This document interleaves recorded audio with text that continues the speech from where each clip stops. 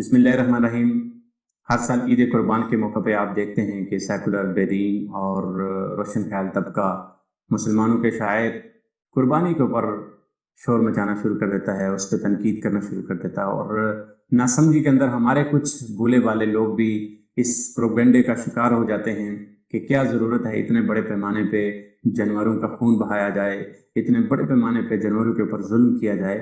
آج ہم یہ دیکھیں گے کہ یہ فلسفہ قربانی ہے کیا، اور فلسفہ قربانی آپ اس وقت تک سمجھ نہیں سکتے جب تک کہ آپ کے سامنے حضرت ابراہیم علیہ السلام کی پوری زندگی نہ ہو، اور اس قربانی کو جو حضرت ابراہیم علیہ السلام نے اللہ کی راہ میں دی، اس قربانی سے اللہ رب العزت اتنے راضی اور خوش ہوئے کہ ان کے اس طریقہ بندگی کو تا قیامت زندہ کر دیا گیا۔ اور اس کے ساتھ ساتھ ہم یہ دیکھیں گے کہ کیا یہ صرف ایک دینی فریضہ ہے یا اس کے ساتھ کوئی انسانوں کے معاشرتی اور معاشی مسائل بھی وابستہ ہیں، اور ہم یہ دیکھیں گے کہ قربانی کے فضائل کیا ہیں اور کن لوگوں کو یہ قربانی کرنی چاہیے۔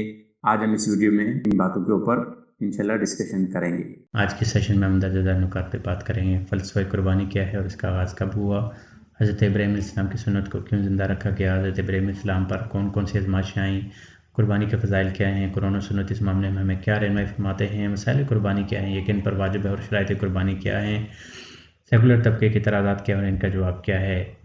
قربانی کی ابتدا حلال جانور نیت قرب الہی کی ذبح کرنے کی تاریخ حضرت آدم علیہ السلام کے دو بیٹوں حابیل اور قابیل کی قربانی سے شروع ہو جاتی ہے۔ یہ سب سے پہلی قربانی تھی۔ اللہ تعالیٰ ارشاد فرماتے ہیں، اور آپ اہل کتاب کو آدم کے دو بیٹوں کا واقعہ صحیح طور پر پڑھ کے سنا دیجئے۔ جب ان میں سے ہر ایک نے اللہ کے لیے کچھ نیاز پیش کی تو ان میں سے ایک کی نیاز مقبول ہو گئی اور دوسرے کی قبول نہیں کی گئی۔ علامہ ابن کثیر رحمہ اللہ نے اس آیت کی تحت حضرت ابن عباس رضی اللہ تعالیٰ عنہ سے روایت نقل کی ہے کہ آبیل نے مینڈے کی قربانی کی اور قابیل نے کھیت کی پیداوار میں سے کچھ غلہ صدقہ کر کے قربانی پیش کی۔ اس زمانے کے دستور کے موافق آسمانی آگ نازل ہوئی اور آبیل کے مینڈے کو کھا لی اور قابیل کی قربانی کو چھوڑ دیا۔ اس سے معلوم ہوا کہ قربانی کا عبادت ہونا حضرت آدم علیہ السلام کے زمانے سے ہے اور اس کی حقیقت تقریباً ہر ملت میں رہی۔ البتہ اس کی خاص شان اور پہچان حضرت ابراہیم و حضرت اسماعیل علیہ السلام کے واقعے سے ہوئی اور اسی کی یادگار کے طور پر امت محمدیہ پر قربانی کو واجب قرار دیا گیا۔ قربانی کے فضائل و مسائل پر بات کرنے سے قبل ضروری معلوم ہوتا ہے کہ حضرت ابراہیم علیہ السلام کی زندگی کا اجمالی خاکہ دیکھ لیا جائے تاکہ فلسفہ قربانی کو سمجھنے میں آسانی ہو۔ حضرت ابراہیم علیہ السلام کی زندگی کے مختصر احوال۔ حضرت ابراہیم تقریباً 4000 سال قبل عراق میں پیدا ہوئے۔ ان کے والد ایک مذہبی پیشوا تھے جو بت بنا کر بیچا کرتے تھے۔ حضرت ابراہیم علیہ السلام بچپن سے ہی بتوں کی عبادت کے خلاف تھے۔ اس مخالفت کی وجہ سے آپ علیہ السلام کو بچپن میں ہی اپنے ہی گھر میں شدید مشکلات کا سامنا کرنا پڑا۔ اوائل زمانے میں ہی حضرت ابراہیم علیہ السلام کا ایک عبادت گاہ میں گھس کر بڑے بت کے علاوہ تمام بتوں کے ٹکڑے ٹکڑے کرنے کا واقعہ اور اس کے بعد نمرود بادشاہ کے ساتھ آپ علیہ السلام کا مناظرہ، ان دو واقعات سے آپ نے بیک وقت خاندان، معاشرے اور حاکم وقت سے دشمنی مول لے لی۔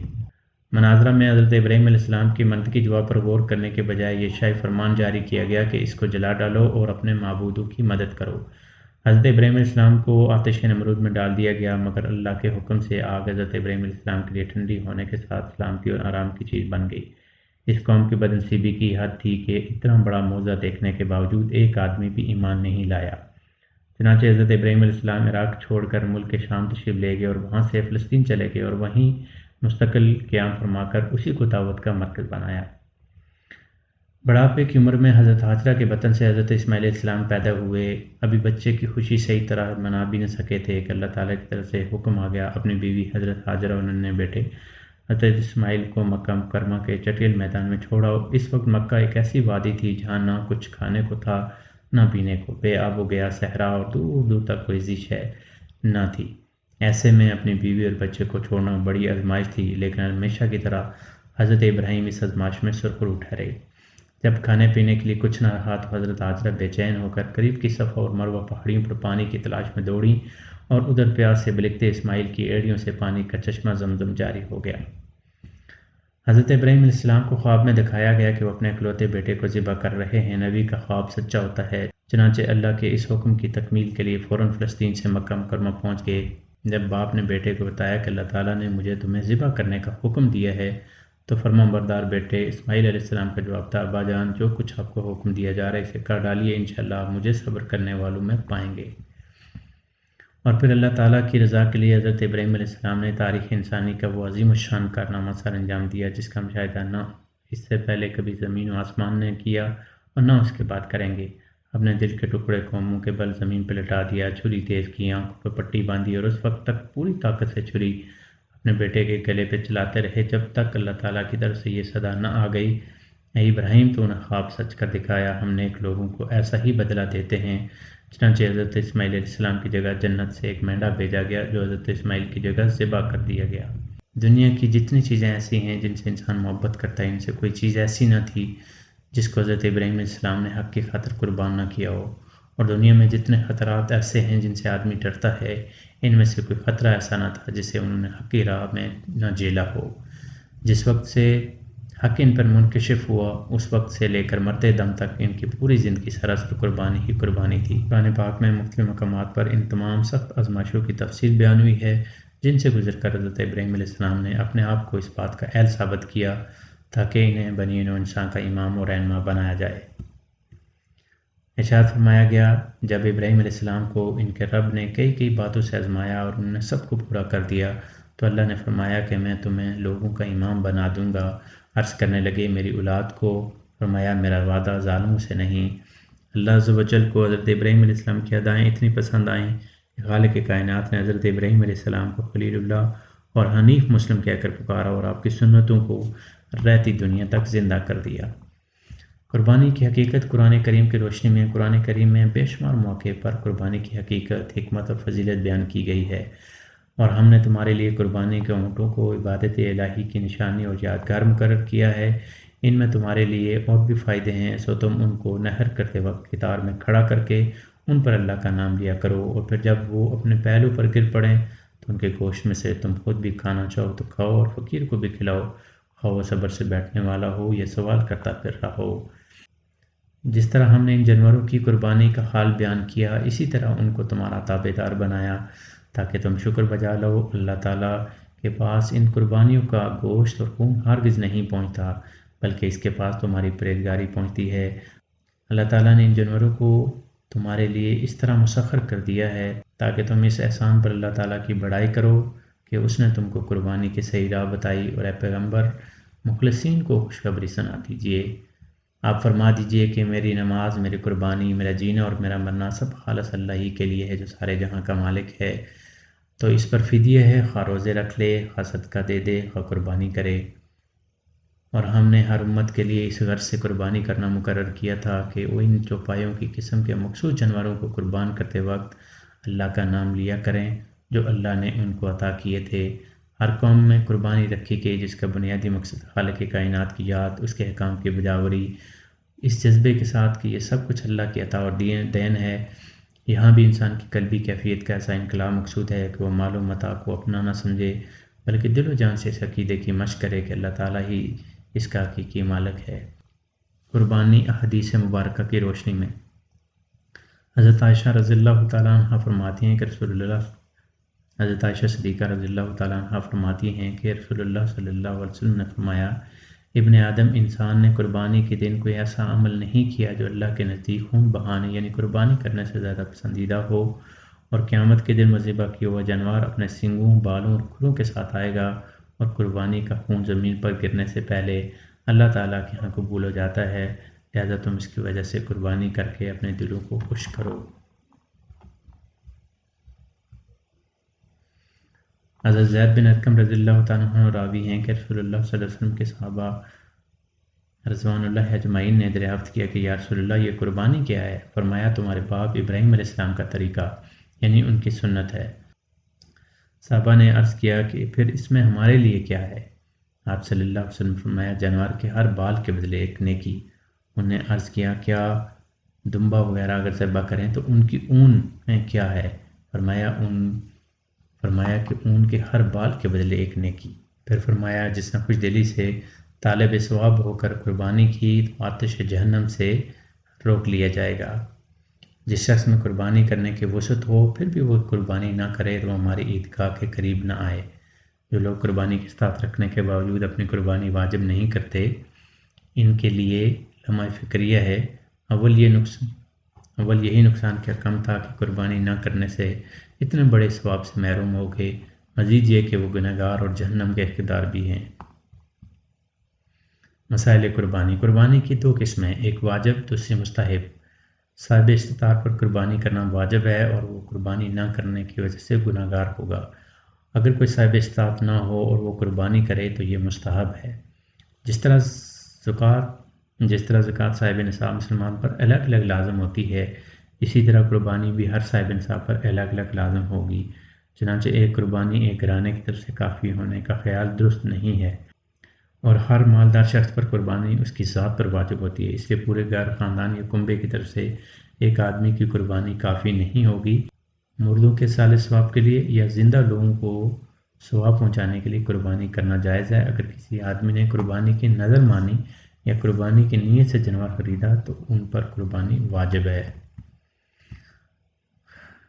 وجوب قربانی کی 6 شرائط ہیں۔ پہلا، عاقل ہونا، کسی پاگل، مجنون وغیرہ پر قربانی واجب نہیں۔ بالغ ہونا، نابالغ پہ قربانی نہیں، خواہ مالدار ہی ہو، اگر وہ کرے گا تو ثواب کا حقدار ہوگا۔ آزاد ہونا، غلام پہ قربانی نہیں۔ مقیم ہونا، مسافر پہ قربانی واجب نہیں، ہاں اگر مسافر مالدار ہے اور قربانی کرتا ہے تو اس کو قربانی کرنے کا ثواب ضرور ملے گا۔ صاحب نصاب ہونا، اگر کسی آدمی کے پاس نصاب کی مقدار رقم موجود ہو مگر اس پر اتنا قرض ہو جو اگر وہ ادا کرے تو اس کو صاحب نصاب ہونے سے نکال دے، ایسے شخص پر قربانی واجب نہیں۔ قربانی کی واجب ہونے کے حوالے سے اختلاف موجود ہے، کچھ لوگ اس کو سنت موقدہ کہتے ہیں، لیکن حنفی مسلک میں اس کو واجب کہا جاتا ہے، اور واجب کی دلیل یہ دی جاتی ہے، اللہ تعالیٰ نے قرآن پاک میں ارشاد فرمایا فَصَلِّ لِرَبِّكَ وَانْحَرْ، نماز قائم کرو اور قربانی دو۔